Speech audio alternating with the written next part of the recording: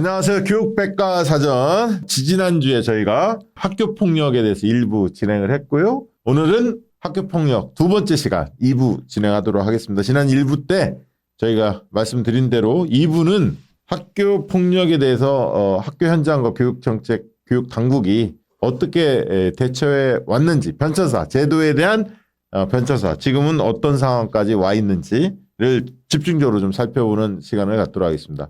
자, 2부에도 지난 1부와 동일하게 함께하는 분들입니다. 성기성 교수님 자리했고요. 네, 안녕하세요. 네. 자, 그리고 조성범 교육언론창의 편집국장님 모셨습니다. 안녕하세요. 반갑습니다. 자, 지난번 2주 전에 1부 진행을 했고 오늘은 2부 진행합니다. 지난번에 이제 학교폭력 이야기를 했었는데 사례 관련해서 한두 가지 좀 더 짚어보고 그다음에 이제 제도 이야기 들어갔으면 좋겠는데요. 예를 들면 가해 학생이 만약에 2명 있고 피해 학생이 1명 있는데 비슷하게 한 것 같긴 한데 처벌이 달라지게 나오는 경우도 있죠. 네, 그런 경우도 실제 있었습니다. 네. 좀 소개를 해 주시죠. 좀 자세히 설명드리면 우리 자녀가 내 자녀가 네. 학교폭력 피해를 입었다. 네. 또는 또 내 자녀가 가해자가 됐다. 이러면 이제 학부모님들은 되게 이제 당황하시고 혼란스러우시고 할 텐데 네. 실제 가해 학생에 대한 선도 조치가 어떻게 이루어지는지를 아시면 뭐 네. 대응하기에 좀 더 용이하지 않을까. 그래서 이 사례를 말씀드리는데 자, 두 학생이 한 학생을 괴롭혔는데 괴롭힘의 강도나 시기나 똑같습니다. 네, 똑같아요? 네, 같이 했습니다. 같이. 네. 자, 그러면 이 두 학생은 학교 폭력의 고의성, 네. 고의성, 지속성, 심각성은 점수가 똑같이 나올 수밖에 없습니다. 행태가 똑같으니까. 그렇죠. 네. 네. 똑같은데 나머지 이제 두 가지 요소가 있습니다. 하나는 가해 학생의 반성 정도. 반성 정도. 네. 그다음에 또 하나가 피해 학생과의 화해 정도. 화해 정도. 네. 그러면 그 전에 이제 그 화해 정도는 쉽게 이야기하면 피해 학생과 관계 같은 게 드러나겠네. 평상시에. 그러겠죠. 그렇죠. 네. 평상시에 잘해줬는데 그때 한번 잘못한 건지 뭐 이런 게 이제 따져지긴. 그럼 이제 반성 정도는 어떻게 평가하냐? 네, 그럼 어떻게 평가해 자, 주죠? 이제 심의위원들이 그 눈물을 흘려야 합니까? 무릎을 꿇어야 합니까? 무릎을 꿇어. 가해 학생에게 여러 가지 질문을 합니다. 심의위원들이. 그거를 캐보려고. 네, 그래서 뭐 가장 많이 물어보는 게 피해 학생에게 사과했냐? 사과했냐. 네, 그거부터 해서 그리고 본인의 잘못을 인정하느냐? 그 인정하는 경우에는 그럼 본인의 잘못을 뉘우치느냐? 그리고 지금 심정은 어떠냐? 그리고 입장을 바꿔서 그 가해 학생이 피해 학생이 되고 피해 학생이 가해 학생이 된다고 가정하면 어떤 마음이 되냐? 뭐 이런 등등을 물어봅니다. 네. 네네네. 네. 그랬을 때 가해 사실을 인정하고 그리고 다 본인 잘못이라고 인정하고 그리고 자신이 한 행위에 대해서는 잘못임을 뉘우치고 피해 학생에게 사과를 하겠다. 그리고 그 함께 출석한 보호자도 앞으로 재발 방지를 위해서 가정교육에 최선을 다하겠다. 그리고 어떻게 해서든지 그 피해 학생의 마음이 회복되고 치유되도록 노력을 하겠다. 이렇게 나왔습니다. 한 학생과 보호자는. 그건 100점이잖아. 반성 정도가 매우 높음이 나왔습니다. 그러니까, 0점입니다. 매우 높음. 그러니까. 네. 근데 한 학생은 자기 잘못을 인정합니다. 인정하는데 상대방이 더했어 이런 거 아니야? 가해 학생 둘이면 얘가 더했어요 저보다. 피해 학생이 원인을 제공했다. 피해 학생 원인 나간다. 네. 그래서 이제 잘못을 인정하지만 변명을 합니다. 변명을. 그리고 뭐 이제 사과할 용의가 있냐, 뭐 사과하겠다고 합니다. 그리고 이제 화해 정도를 따질 때 화해가 됐냐 안 됐냐를 봅니다. 우선. 그러면 화해가 안 됐다고 무조건 4점을 주냐. 화해가 안 됐다 하더라도 화해를 위한 노력을 얼마나 했는지를 또 봅니다. 그 과정을 보는 거죠. 네, 과정을 봅니다. 네. 화해를 시도하는데 그 피해 학생 측에서 안 받아줄 수도 거부를 있잖아요. 해버리면 그럴 안 수 되니까요. 있죠. 그래서 그런 노력들을 얼마나 했는지를 보는데 그 반성 정도에서 음. 2점 차이가 났습니다. 이 학생들이. 어. 이제 이유를 대고 잘못은 인정하지만 이유를 댄 아이는 음. 보통 2점이 나왔습니다. 2점. 네. 근데 모든 걸 다 인정하고 한 학생은 반성 정도가 매우 0점. 높음이 나왔습니다. 0점 나오네. 그래서 2점 차이가 났습니다. 2점 차이. 2점 차이가 나니까 한 학생은 네. 학교 봉사가 나왔고 예. 한 학생은 사회 봉사가 사회봉사. 나왔습니다. 자, 학교 봉사가 나오면 예. 생활기록부에 기록을 안 합니다. 어허. 조건부 미기재입니다.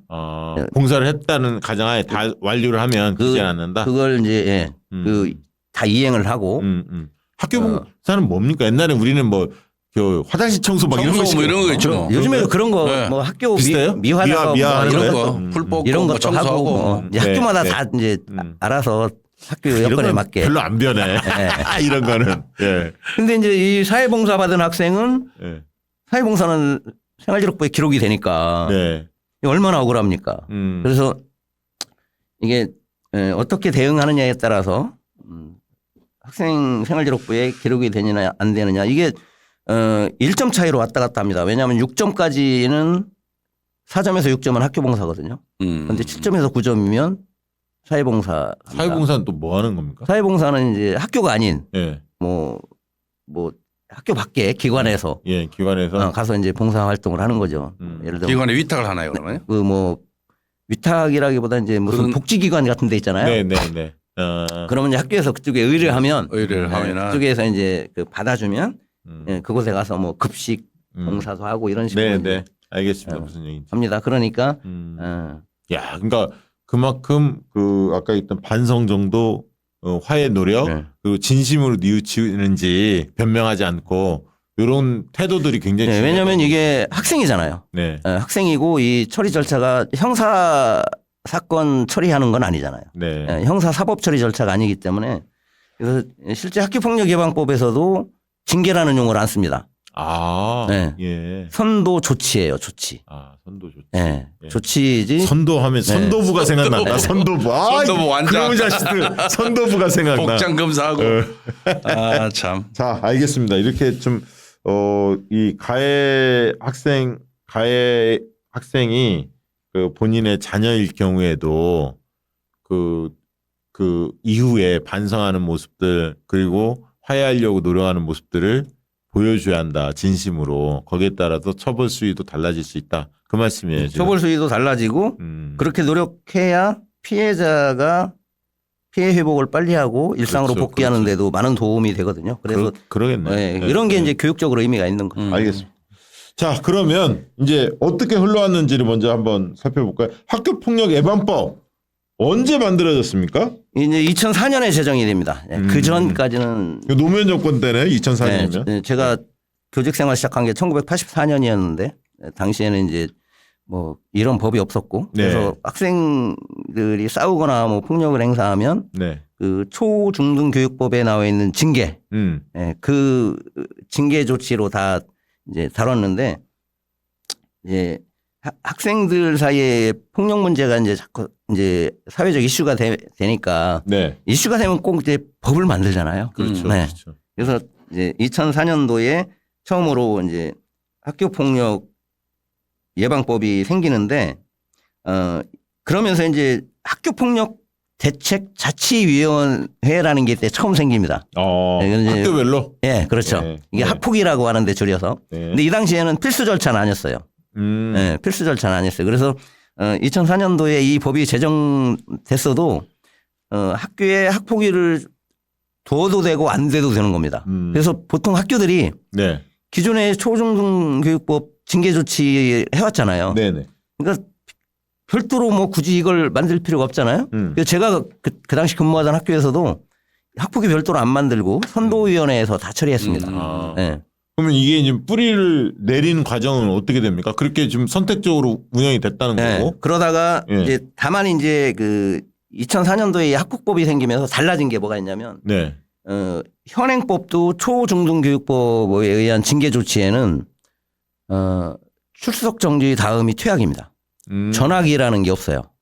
전학이라는 게 없는데 2004년도에 이제 학폭법이 생기면서 전학조치라는 조항이 이제 중간 단계구나. 그렇죠. 예. 아, 강제 전학이죠. 강제 본인 전학. 의사와 관계없이 이제 강제로. 퇴학 전에. 네, 그 강제 전학 조치가 이제 신설된 게 이제 하나 특징이고 네. 이게 이제 선택적으로 이렇게 운영이 되다가 음. 이제 2011년에 대구의 중학생이 이제 학교 폭력에 시달리다가 스스로 이제 목숨을 끊는 불행한 네.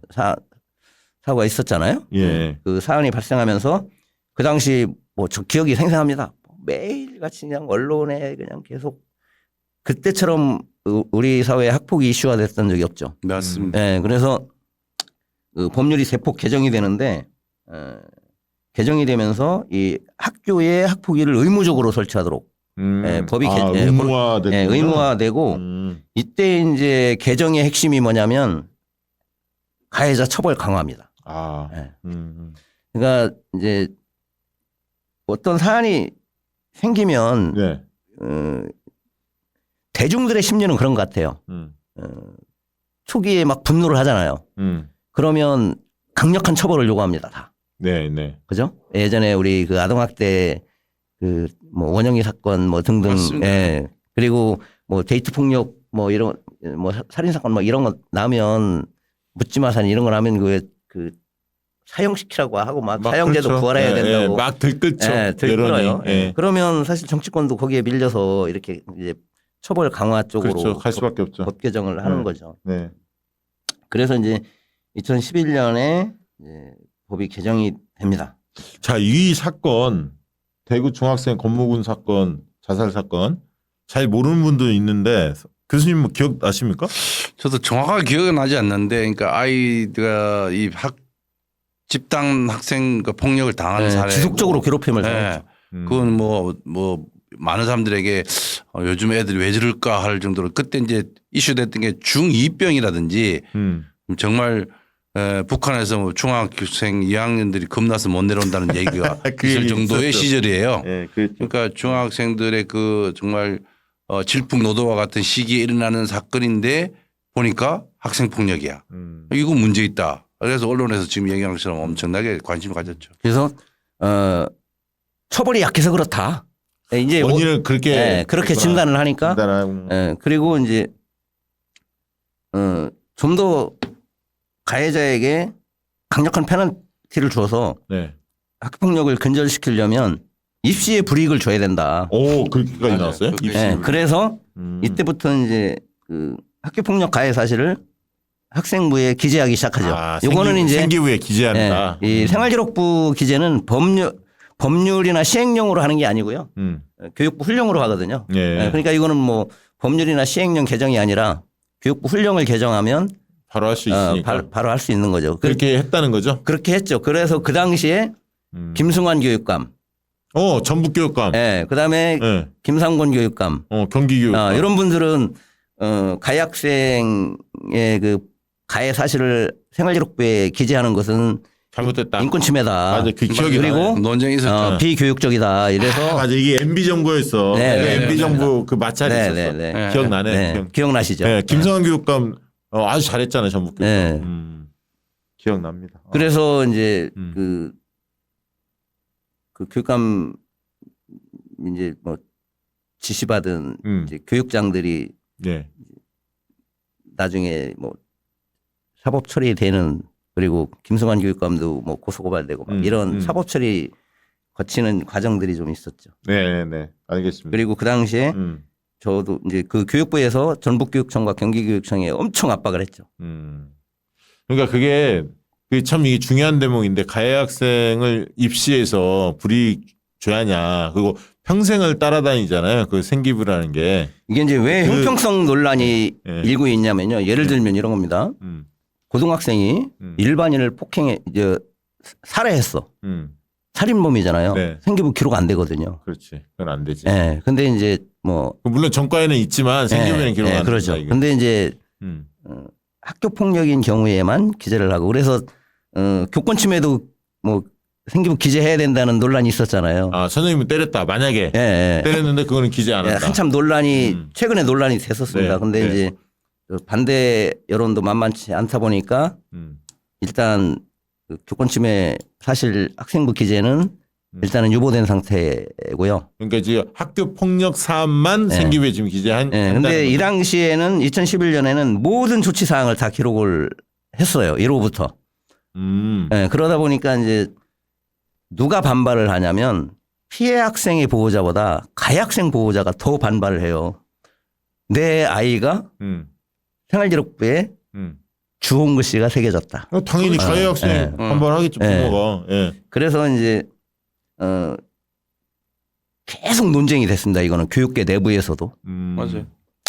그래서 이제 어떻게 결론을 내렸냐. 그러면 경미한 사안은 기재 안 하고 심한 것만 기재하자. 그럼 경미한 걸 어디까지 할 거냐. 그러다가 이제 교육부 훈령에서는 3호까지는 기재를 조건부로 미기재한다. 아, 3호까지는. 네. 그럼 그러니까 4호부터는 어떤? 4호부터는 기재를 하는 거죠. 4호부터 내용이 뭡니까? 4호가 학교 사회봉사. 사회봉사. 아, 사회봉사. 네. 교내봉사까지는 교내봉사까지 괜찮고. 그러니까 네. 이제 서면 조사 7점 이상. 그렇죠. 아, 이 기억력 좋아. 7점. 7점 그러니까 이상. 서면 조사하고 접촉 금지하고 교내봉사까지는 경미하다고 생각하고 기록하지 않는다. 그것도 이해가 되네요. 네. 다만 3호까지도 동일 학교급에서 예를 들어 내가 중학교 2학년 때 한 번 하고 한 번 사회봉사 학교봉사 받고 3학년 때 또 받았어. 그러면 2번이잖아요. 그러면 다 기록합니다. 2학년 때 끝까지 다 기록합니다. 만약에 그렇게 기록이 됐어. 네. 그럼 입시에 어떤 영향이 있습니까? 그게 이제 고등학교 갈 때 예. 일반계 고등학교 갈 때는 문제가 안 되는데 예. 영재거나 아, 뭐 자사고나 이런 거? 자사고나 특목고나 이런 데 갈 때는 예. 문제가 될 수 있습니다. 뭐 감점이 되거나. 음. 근데 이제 그 학교마다 전형 방식이 다르고 이게 학교마다 비밀, 영업 비밀이라서 구체적으로 어떻게 전형하는지는 공개를 안 하죠. 아, 안 하는데 대학 갈 때는 어떻게 됩니까? 대학도 뭐 불이익을 준다고 하는 거 아니에요? 근데 어떻게 적용하고 있는지 네, 밝혀지지 대학마다 않았다. 네, 그리고 이제 그동안은 수시에 주로 적용했는데 앞으로는 그러니까 뭐 면접 점수에서 반영하는 거죠. 앞으로는 아니, 정시에도 우리 반영한다. 조 선생님이 모 대학에 그 지금 얘기한 그걸 심의하는 경우도 있었는데 경험도 뭐 되게 A, B, C로 나온다는 거예요. 면접할 때. 네, 아니 그러니까 그 학폭 사항에 대해서 아, 예.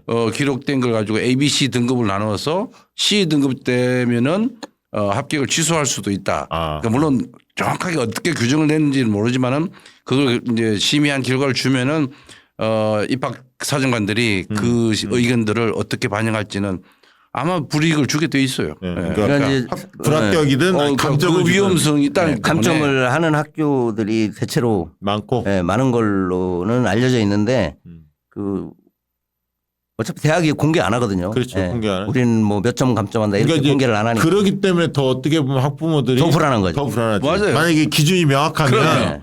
그럼요. 근데 지방의 대학들의 경우에 이제 학생들 선발이 우선의 경우에는 그런 걸 덜 할 테고 경쟁이 치열하고 몰리는 대학의 경우에는 어떻든 떨어뜨릴 수 있는 명분을 찾아야 되는데 아무리 성적이 좋거나 하더라도 그런 학폭의 뭐 소위 말해서 경력이 있고 그게 기록돼 있다. 기록될 정도면 지금 얘기한 것처럼 경정 이상 중한 상태인데. 근데 이제 당연히 학부모님들이 감점이 하나 되죠. 좀 참고했으면 하는 게 뭐냐면요. 네. 학교 폭력 가해 사실이 생활기록부에 기록됐다고 해서 제가 이제 만나보면 상담을 해보면 생활기록부에 기록되는 순간 수시는 끝났다라고 아주 딱 포기를 하는데 아. 실제는 그렇지 않습니다. 이게 어떻게 하느냐면 네. 이게 중요한 건데 대학에서 평가를 할 때 네. 가해 사실 하나만 보는 게 아닙니다. 그 생활기록부 전체를 보기 때문에 네. 이 학생이 예를 들어 고등학교 1학년 때 뭐 학교 폭력으로 사회봉사 뭐 5시간을 받았다. 네. 그럼 그게 기록이 돼 있잖아요. 네. 그런데 이 학생의 생활기록부에 행동특성 종합의견 담임교사가 쓰는 란이 있는데 여기에 이 학생이 2학년, 3학년 때의 학교 생활이 매우 모범적인 학교 생활을 했다고 구체적으로 서술이 되면 네네. 1학년 때 이 학생이 잘못을 저지르고 반성하고 2학년, 3학년 때는 학교 생활을 모범적으로 했네. 네네. 이러면 이런 게 다 반영이 되거든요. 아. 네, 그래서 설령 뭐 우리 자녀가 뭐 출석 정지를 당했다. 또 사회봉사를 당했다. 그래서 생기부에 기록되어 있기 때문에 수시는 포기해야 된다. 이렇게 단념할 것이 아니라 이후의 학교 생활을 성실하게 네. 잘하면 그것이 담임 선생님은 생활기록부 작성할 때 절대로 허위로 미화해서 안 씁니다. 본인이 관찰한 대로 쓰죠.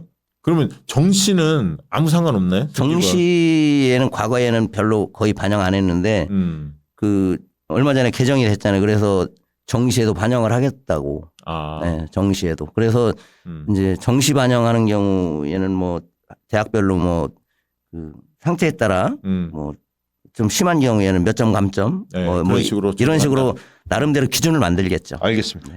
야, 역시 그래서 이게 참 이게 평생 가는 거라는 생각도 듭니다. 그러니까 자, 대학에서도 보면 수시 전형이 하나만 더 추가하면 수시 전형이 종류가 여러 가지잖아요. 네. 그래서 면접만 하는 경우도 있고 네. 논술만 하는 경우도 있고 예. 구술 면접과 논술을 같이 겸할 수도 있고 또는 뭐 기록을 볼 수도 있기 때문에 저도 이제 학종에서 많이 해요. 저도 이걸 많이 보는데 사실은 뭐 그 특이한 정말 심각한 사안이 아니면은 그게 점수에 반영이 안 됩니다. 그래서 너무 겁먹지 말고 정말 교육이라고 하는 게 이제 아이의 잘못에 대해서 계속 반성하고 개선할 수 있도록 기회를 주는 거니까 예, 예. 그런 부분이 뭐 좋은 것이다라고 할 정도로 심각한 것은 아닐 수 있다. 그러니까 막 그 출석 정지라든가 전학, 퇴학 이렇게 좀 중징계 그렇죠. 그런 거는 이제 눈여겨 보지만 영향을 그 줄수 정도가 있어요. 아니면 그렇습니다. 너무 걱정하지는 마라. 오히려 예. 이제 아이들을 그 뒤에 성장 과정에 삐뚤어지지 않도록 더 잘 관리해서 맞습니다. 자, 그렇습니다. 2011년 지금까지 살펴봤는데 자, 그 뒤로 좀 설명을 해 주시죠. 아까 개략적인 말씀을 주셨는데 어떻게 변천해 나왔습니까? 그래서 이제 그러다 보니까 이제 처벌이 강화되고 네. 기록이 이제 생기고 예, 생기고 기록이 생기고 그러면서 이제 뭐가 많아지냐. 분쟁이 심해지겠지. 분쟁이 심해지는 겁니다. 당연하지. 회의가 많아지겠죠. 네. 그리고 변호사가 떼돈 벌겠지. 그리고 이제 가해 학생이나 보호자가 이의 제기하는 경우가 많은 거죠. 많지. 그렇죠. 재심 청구, 네. 뭐 행정 회의가 많아진다니까요. 청구, 네, 이런 게 이제 선생님들도 굉장히 네. 골치 아파지고. 골치 아픈 거예요. 이제. 많아지는 거죠. 네. 그리고 그래서 이 당시에 이제 현장에서 논란이 됐던 게 그럼 이 학교 폭력을 그렇게 처벌 강화만 해서 되겠느냐. 현장 경험이 많은 선생님들은 이게 처벌만 해서 해결될 문제 아니라는 거 금방 알잖아요. 네, 네. 경험에 의해서. 예. 이게 이제 원래 우리 사법 체계에서 처벌을 세게 하는 거는 이걸 응보적 정의라고 하잖아요. 네, 네. 응보적 정의라고 하는데 이 응보적 정의는 사실 피해자에게 관심이 없어요. 아. 예, 이게 이 학교폭력법 2011년 개정하면서 그 딱 중심에 둔 게 피해자 중심주의인데 이 피해자 중심주의가 가해자만 처벌하는 거나. 네, 근데 피해자 중심주의가 사실 왜곡된 거죠. 그러니까 가해자 처벌만 세게 하면 피해 회복이 된다고 착각을 한 거죠. 근데 피해자들은 계속 아프고 그렇죠. 있는데 네. 이걸 치료를 해줘야 하는데 심리 아니 상담 가해자 사형시킨다고 해서 피해 회복이 된다는 보장이 없거든요. 그렇죠. 예. 근데 피해자가 피해를 회복하고 일상으로 복귀하려면 가장 먼저 이루어져야 되는 게 가해자 사과거든요. 모든 폭력이. 사과. 그렇죠. 가해자의 사과. 네, 가해자의 사과를 받는 것으로부터 피해 회복이 시작되는 거거든요. 근데 그런 절차가 생략이 되고 야, 이 내용은 네. 드라마에서 많이 봤는데. 아니 개사과가 드라마. 갑자기 생각나네. 그래 사과.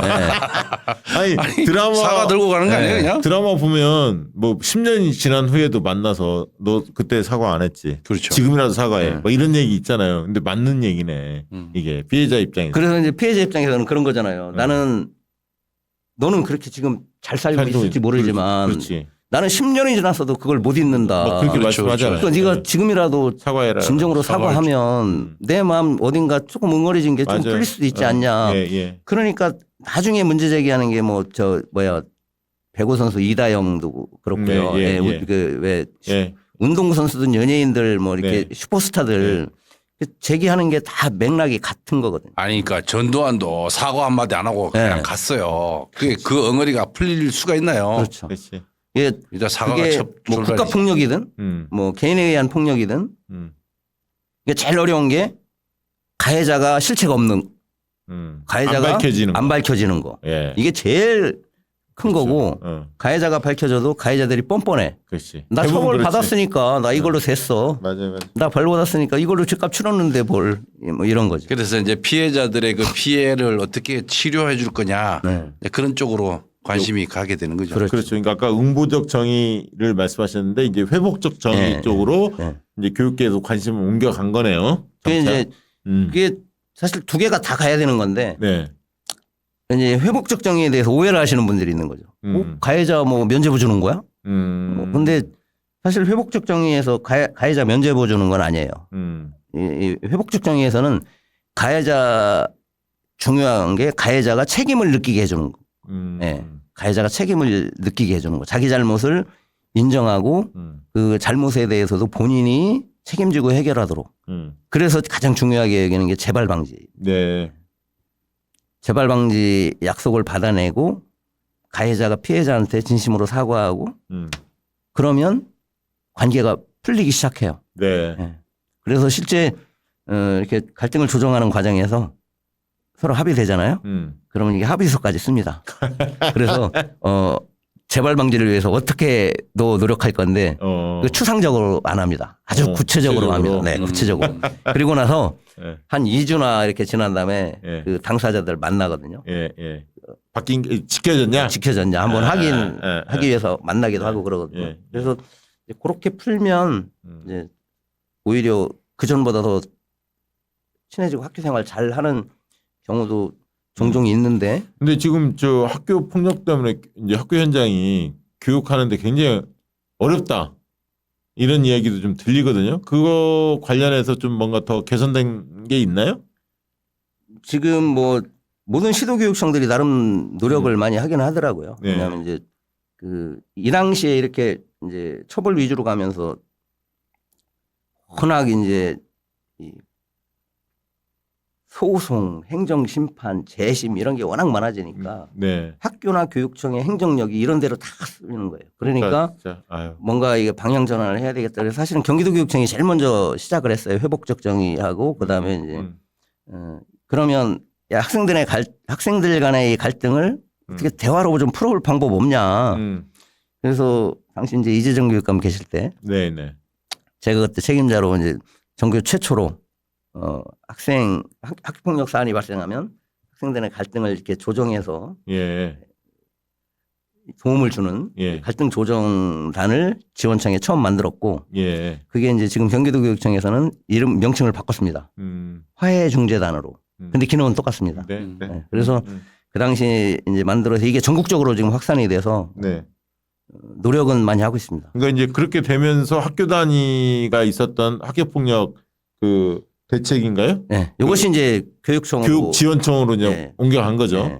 요거는 이제 언제냐면 19년 법률 개정입니다. 19년. 이게 조금 더 전문화된 거예요. 전문성 확보한 거. 전문화뿐만 아니라 학교가 이 학폭 그 심의위원회 때문에 조금 전에 얘기했지만 어마어마한 업무 폭증이 일어나고 교사들 이거 아마들로 그러니까 서로 기피를 하다 보니까 이것 때문에 수업을 못 하는 거예요. 저 신규 교사한테 이걸 맡긴다는 얘기도 하고요. 그러니까 너무너무 이게 학교가 무슨 뭐 법원도 아니고 분쟁의 조정의 장이 돼 버리니까 앞서 얘기한 그 회복적 그 정의를 실천하기 위해서 했던 프로그램들이 회복적 생활교육 뭐 이렇게 명칭을 하는 거 아닌가요? 네, 맞습니다. 그러니까 그게 지금도 계속 되고 있죠. 그게 뭐 이제 되고 있고 어쨌든 이게 이제 2019년에 이게 교육청으로 넘어가는 과정에 어떤 이제 흐름과 배경이 있었냐면 네. 여기 교수님 말씀하신 대로 이게 학교에서 모든 걸 조사부터 그다음에 심의까지 모든 절차를 학교에서 다 감당하다 보니까 아니 학교 선생님이 무슨 수업을 해야지. 수업을 해야지 경찰관도 아니고 그러니까 네. 가뜩이나 학원 때문에 골머리 앓고 있는 현장이 진짜 폭발 직전까지 갔습니다. 그래서 그때 막 그 행정 업무 이런 네. 업무는 그 전담 인력이 많이 늘어나고 선생님들 그렇죠. 수업만 전담하게 해야 한다. 뭐 이런. 그래서 이제 이 당시에 이제 국회에서 그런 현장의 요구를 이제 그나마 수용해서 네네. 이제 법률을 개정해서 네. 학교에 있는 학교폭력대책 자치위원회 조항을 삭제를 하고 네. 그 업무를 교육지원청으로 네. 이관하는. 네. 네. 그래서 그리고 이제 최근에 했던 저 정책 변화 중에서 교원들이 가장 좋아하는 것 중 하나 그거예요. 아이고 학폭으로부터 어느 정도 해방됐다. 이게 교육청으로 이관되면서 예. 학교의 반응은 매우 긍정적이었고 만족도도 그런 것 높습니다. 같습니다. 그래서 예. 작년부터는 교권보호위원회 예. 이것도 학교에서 심의했던 게 예. 그것도 이제 교육지원청으로 이관이 돼서 예. 교권보호위원회도 이제 그러면 선생님들 관련해서 뭐 예를 들어 학생이 이제 교권 침해를 하잖아요. 그렇지. 그 사안은 학교 단위가 아니라 교육 지원청이 다룬다 이거죠.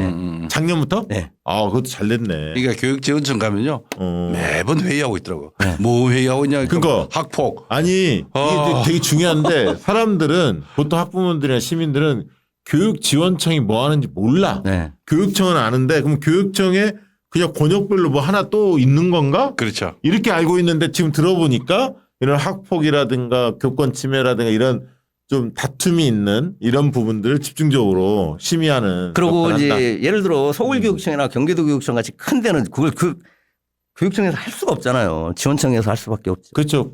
워낙 광역이니까 네. 광역 단위가. 물론 뭐 알겠습니다. 예. 세종처럼 지원청이 없는 데는 그냥 본청에서 하는 거고. 본청에서 하는 거고. 네. 그 학생부 조건부로 그 아까 있던 가해 학생 선두조치 1호의 3호 네.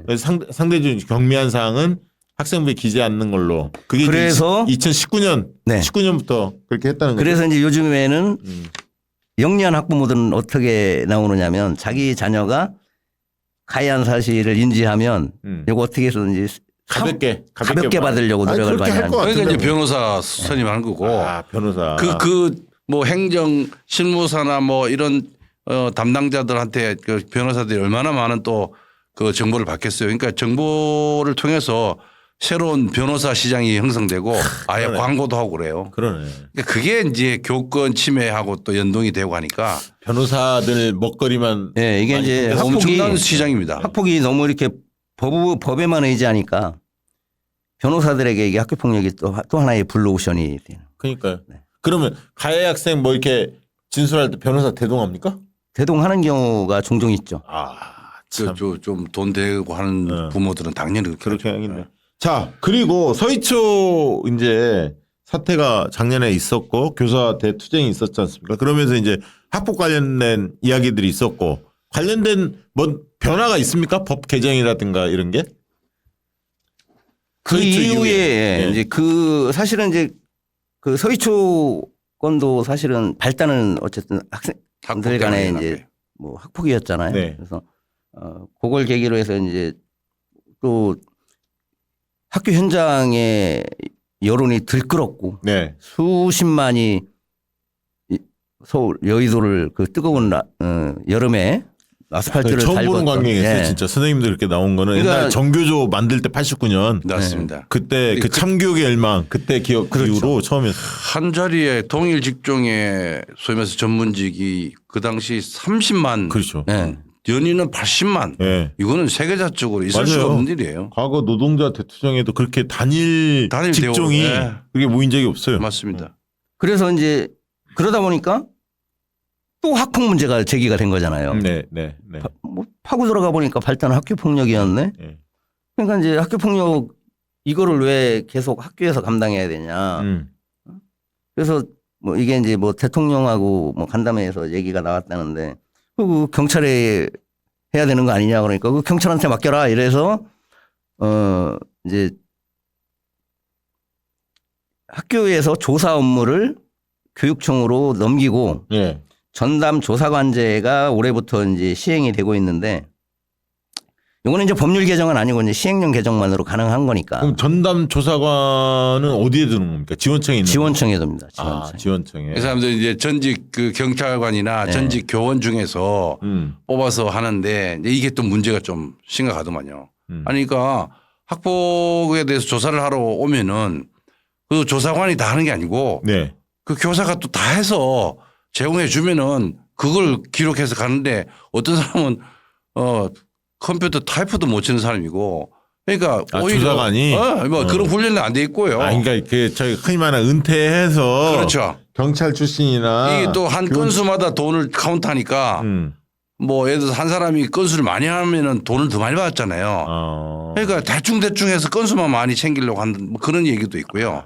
아직도 이것도 그러니까 준비가 안 돼 있는 제도인데 아. 들어와서 오히려 그 원래 취지에 안 맞게 교사들한테 도움을 주는 게커녕 오히려 부담만 된다라고 하는 그러니까 부담을 민원이 많아요. 지금 실무에 대한 부담을 덜어주는 차원에서 그렇죠. 학교폭력 전담 조사관제. 조사관제를 도입을 했는데 아직은 그러니까 조사관하고 이렇게 뭐 연결하고 음, 연락하고 뭐그 기본적인 자료 뭐 이렇게 제공하고 이런 것들은 아직까지 이제 학교가 그대로 가지고 있고요. 네. 이제 지금은 학교에 신고가 접수가 되면 네.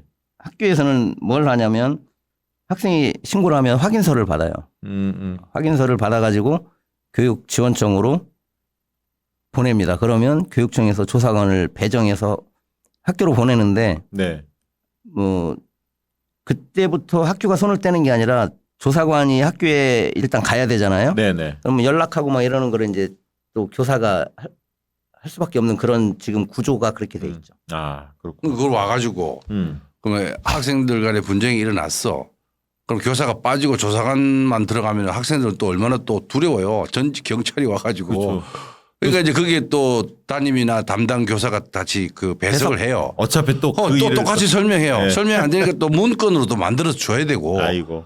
그러니까 이게 과연 도움을 주는 제도냐 아니면은 기존의 그 교사들이 하는 일들을 더 이렇게 그 증가시키는 그냥 할 때 많은 아직 현장에서 비판이 그러니까 있고요. 이게 준비가 안 돼 있는 그러니까 거예요. 말한 대로 지금 원래 이제 아까 학교폭력 관련해서 지금 심의하는 기구는 교육지원청으로 이미 넘어간 상태고. 네, 네. 그럼 조사 권한도 이제 교육청으로 준 거예요. 교육청으로- 조사 권한. 아, 심의뿐만 아니라 조사 권한. 네, 그렇죠, 그렇죠. 옛날에 조사는 학교에서 하고 네. 심의 처벌 수위만 여기서 네. 지원청이 결정했는데 이제 조사까지도 지원청에서. 지원청이 하는데 아까 선생님들이 그러면 부담이 덜해지 않은데 아직 그 단계까지 못 오고 있다. 그 근데 이제 얘기네요. 뭐 그게 좀 평가가 다양하게 나오는데 네. 그 담당 선생님이 어떤 조사관을 만났느냐에 따라 만족도가 달라요. 그럴 것 같아. 그럴 것 네. 같아. 이해가 이 돼. 조사관들이 네. 그러니까 훈련이 제대로 네. 되어 있지 않고 예. 사전 준비 교육도 없이 그냥 들어와요 네. 지금. 네. 그러니까 이 부분이 문제 있다는 거죠. 조사관의 전문성이 이 교육을 더 이제, 시켜야지. 문제인데 예. 이게 왜 그러냐면요. 이게 구성을 예. 전직 경찰, 예. 전직 교원, 예. 그다음에 이제 그 상담 전문가나 뭐 예. 이게 갈등 조정 전문가 이런 분들 중에 위촉을 하는데 이게 이제 저는 이해는 되는데 이해는 되지만 예를 들어 전직 경찰관 같은 경우 경찰 생활을 막 30년 이렇게 이상 하셨잖아요. 네네. 그게 몸에 배 있잖아요. 그렇지. 애들, 그러니까 그렇지. 가해 학생을 학생들 조사하는 과정에 느낌이 와. 네. 대통령 봤어요?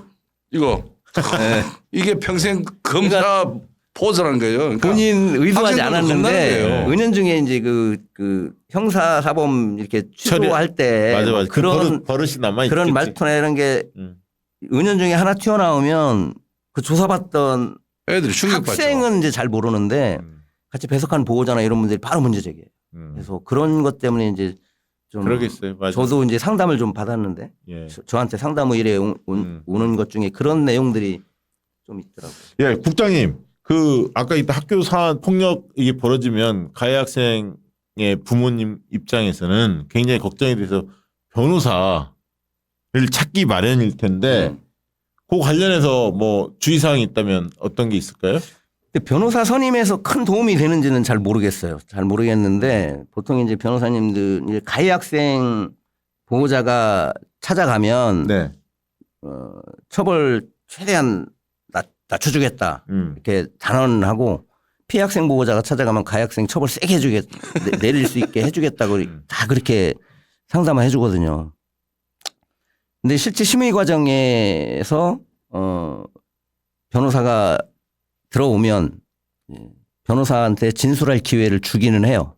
대부분의 심의위원회가 주기는 하는데 변호사가 거기서 뭐 아무리 변론서를 잘 써오고 해도 이게 형사재판하고 달라요. 그래서 이게 어쨌든 이게 교육적 맥락에서 이루어지는 심의이기 때문에 그런 맥락과 동떨어진 내가 볼 때는 내용일 경우에는 사실 네. 그러니까 그렇게 큰 도움이 변호사 비용 돈 쓸 필요 없이 박시영 TV 교육백과사전 이번 학교폭력 1, 2부 들어보시고 그럼요.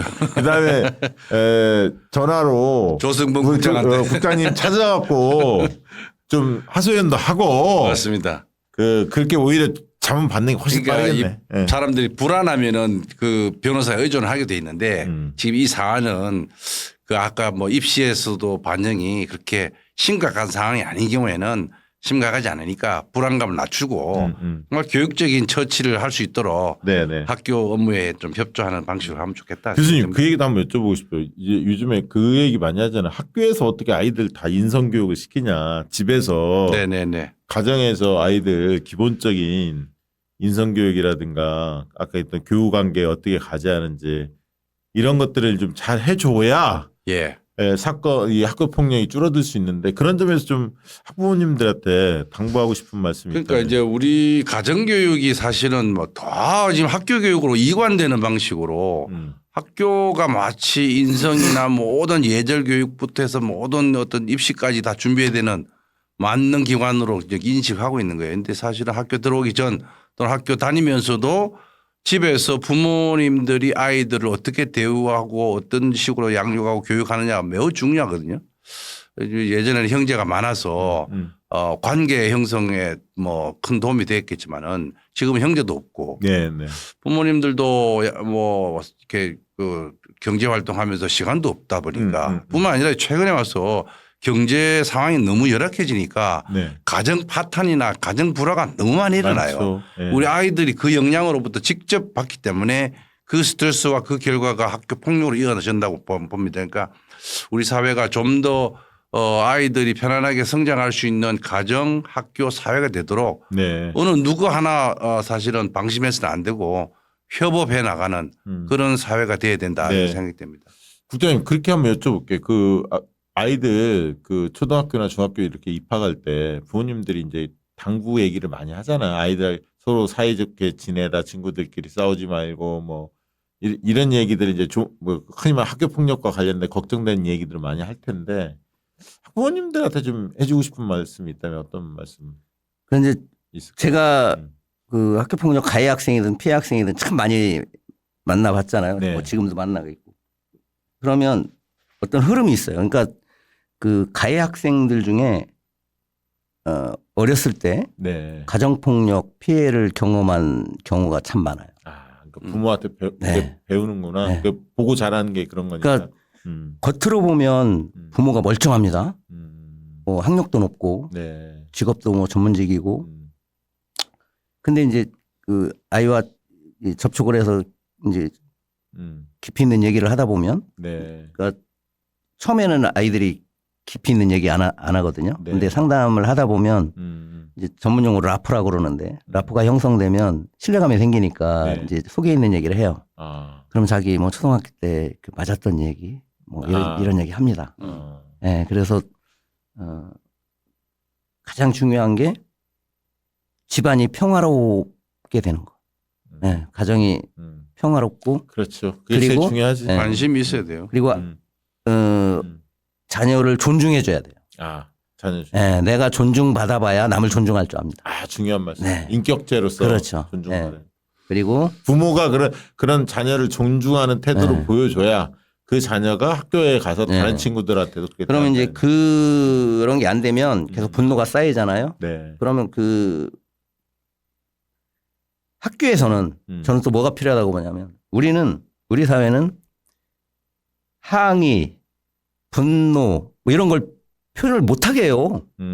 가능하면 그죠? 그렇죠. 뭐 시위 나가면 네. 이상한 놈들이라고. 참으라고 그러잖아요. 네, 참으라고 하잖아요. 참으면 안 돼. 그걸 발산시킬 수 네. 있는 뭐 근데 든든한 장치가 있어야 돼요. 그 분노를 저는 표출해야 한다. 표출해라. 다만 폭력적인 방법은 안 된다. 건강한 방식. 예, 그런 걸 사실은 교육해야 되고 그런 문화를 만들어가는 게 그러니까 학교가 그런 면에서는 약간 문화생활 같은 거 있잖아요. 뭐 네. 노래도 하고 뭐 춤도 추고 그렇죠. 뭐 이런 학교에서. 아이들 자치 네, 활동들을 그렇죠. 활성화시키고 그런 게 활성화되면 그러네. 예, 그러네. 학교 폭력이 실제 많이 줄어들고 네. 그러니까 학교에 와서 자기가 존재한다는 것을 스스로 체험할 수 있도록 자기 목소리도 낼 줄 알고 행동도 할 줄 알고 이래야 되는데 학교에 유령처럼 앉아 있어요. 유령처럼 앉아 있다는 거는 있어도 그 존재를 아무도 인식하지 못하는 그게 이제 극단으로 보면 왕따가 될 수 있고 정말 학교에서 잊혀진 존재로 있다 보면 그 분노가 더 폭발해서 나중에 이제 어디로 튈지 모르는 현상으로 간단 말이죠. 그러니까 학교가 학생 개개인의 한 명을 다 이름 불러주고 목소리를 내게 해주는 기회를 줘야 되고요. 가정에서도 지금 얘기하신 것처럼 양육할 때 부모가 정말 존중해주는 그런 그 양육 태도가 필요하다. 네. 끝으로 그 선생님들에 대해서 좀 당부 말씀이 있다면 어떤 말씀 해주고 싶습니까? 이 학교 폭력과 관련해서 선생님들.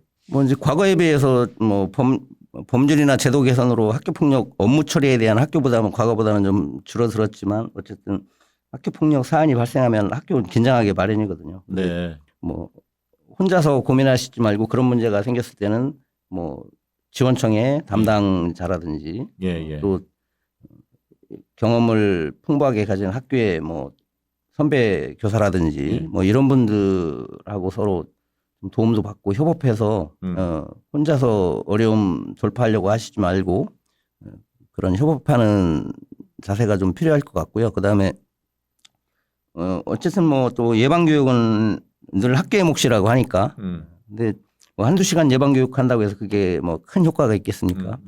평소에 그 학교 문화가 서로 선생님들도 학생 존중해주고 네. 또 선생님들끼리 선배 동료 후배 서로 존중해주고 배려해주고 뭐 그러는 학교 문화가 이렇게 정착되면 네. 저는 학부모 민원도 뭐 줄어들고 학교 폭력도 그런 걸 통해서 줄여나갈 수 있다. 그 지금 인터넷 교육 언론 이 교육 언론 창에서도 그 학교 폭력 관련해서 뭐 이렇게 자문을 요청하면 자문을 지금 해주고 계십니까?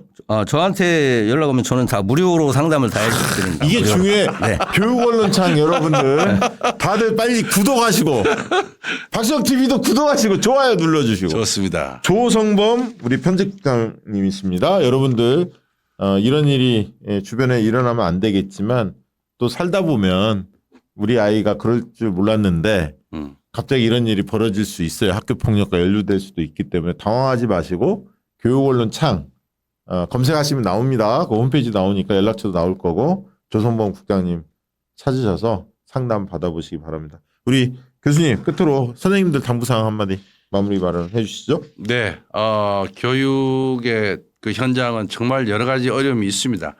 학생들 뭐 학년 인구가 줄어들고 학급 학생 수가 줄어들어도 이런 근본적인 성장 과정에서 일어나는 불협화음들이 있을 수 있는데요. 정말 한 명 한 명 아이가 소중하다는 생각으로 따뜻하게 감싸주면은 그 아이들이 성장해서 우리 사회를 정말 잘 이끌고 나갈 수 있을 것 같습니다.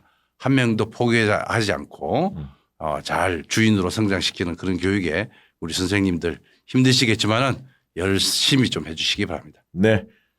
그리고 교육에 종사하신 분들 중에서도 뭐 이 교육 백과사전 계속 지속되기를 바라는 분들은 뭐 슈퍼챗도 좀 보내주셔도 좋고요. 교육 언론창과 박시영 TV 후원도 해주시면 좋고 또 광고도 저희가 받고 있으니까 광고 문의 지금 나가고 있습니다. 하단에 02-6457-8018 광고 문의도 받고 있으니까 이 교육 백과사전에 특히 이제 선생님들이 이 방송 많이 보고 계시지 않습니까? 필요한 어떤 컨텐츠, 광고 컨텐츠가 있다. 저 광고가 들어오면 이 프로그램 계속 하는 거죠? 그러면. 우리가 광고 섭외를 좀 해야 되겠는데. 이게 교육에 대한 사실은 매우 중요한 코너고 유일하다고 저는 생각합니다. 저는 제가 볼 때 이게 좀 쌓이면 말이죠. EBS와 우리가 맞짱 뜰 수 있어. 맞짱 뜨죠. 네. 그런 큰 꿈, 기대를 가지고 계속 열심히 노력해 보겠습니다. 오늘 자리해 주신 성기선 교수님 그리고 조성범 국장님 고맙고요. 학폭 관련해서 두 번에 나눠서 방송을 해봤습니다.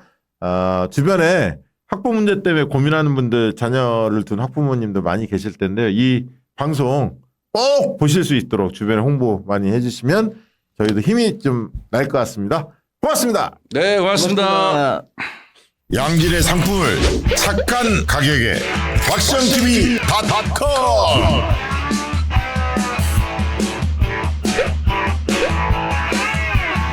다양한 상품들 식품 건강 생활 쇼핑이 구원이다 박시영TV.com